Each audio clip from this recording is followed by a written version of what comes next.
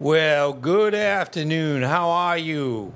This is Jim Whitehead, All Power Group in Phoenix Animal. You know, I have two names here. What's going on? Okay, today we're going to do another animal mystery. And the name or the title is Bermuda Triangle of Birds. Now, as you know, the Bermuda Triangle is a area down by Florida, east of Florida, and all like a triangle where over the many years things vanish and they haven't been able to figure out generally. I mean, I know there's a lot of, how would you say, theories. But the point is, a lot of things in that area have gone missing. And we're talking about planes in World War II, ships that should have been fine and they weren't. So, you know, it's a mystery. Now, this is as I said, the Bermuda Triangle of Birds. And anyway, what we're, that's kind of just an example of, I guess you might say, an image that kind of is fitting, but the Bermuda Triangle of the Birds refers to a peculiar phenomena that occurred in eastern Canada during the late 1960s and early 1970s. Thousands of birds of various species mysteriously vanished in the maritime provinces of Canada. This mass disappearance, occurring within a relatively small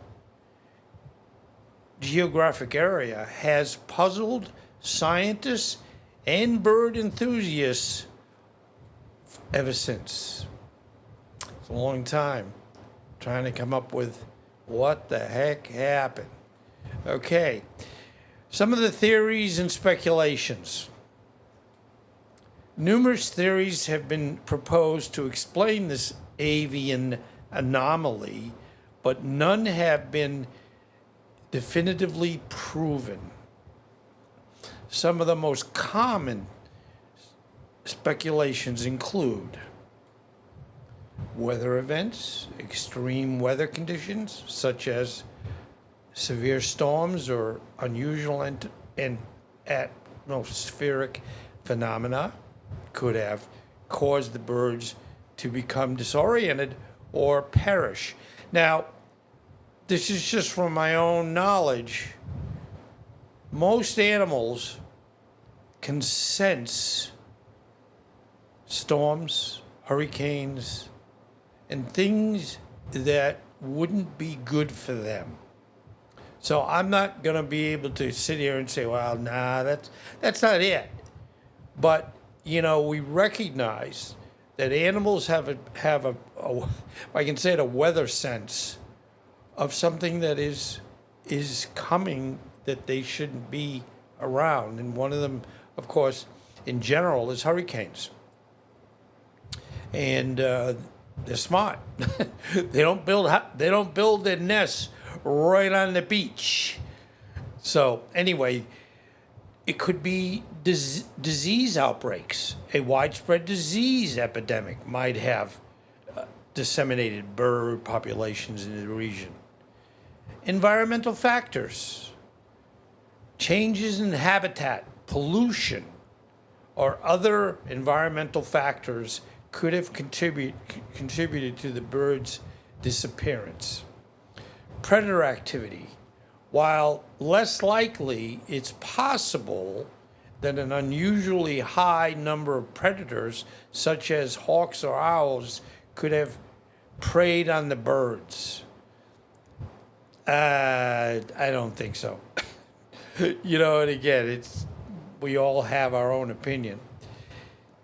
Electromagnetic interference. Now, that could be. Some theories suggest that electromagnetic fields perhaps from nearby military installations or natural sources, could have affected the bird's navigation or behavior.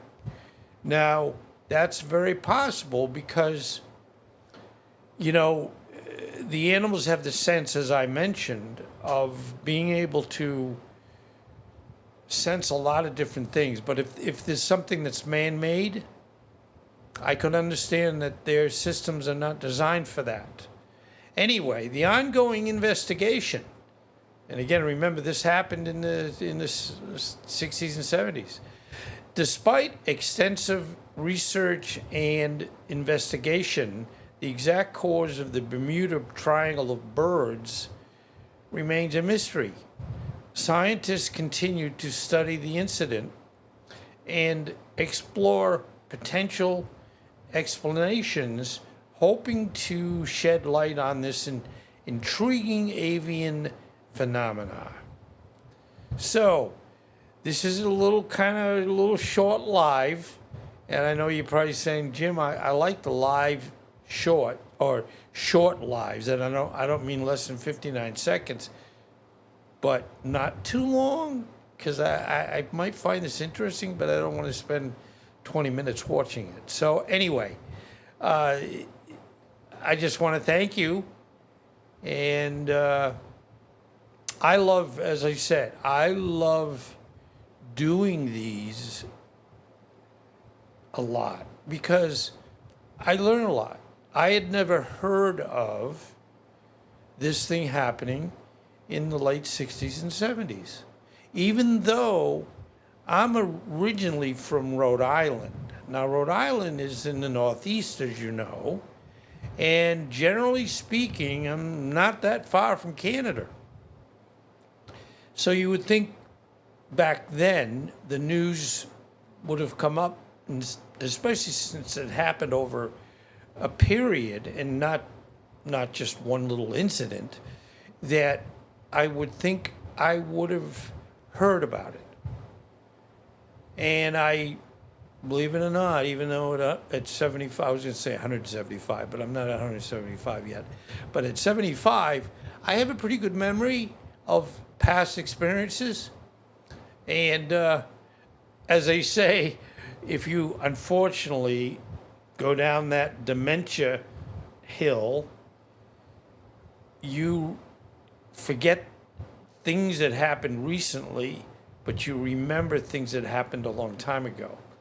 And then, of course, you get to a point where you don't remember anything. And that's sad. And we all try not to think about that. Now, unfortunately, God bless my mother, she, fell into a dementia-oriented sickness.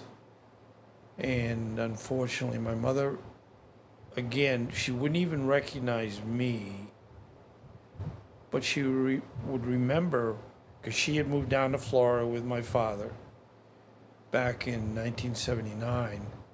And, she remembered a lot of things from Rhode Island, but she, again, as I said, she didn't know me, and she really didn't remember anything that had happened recently.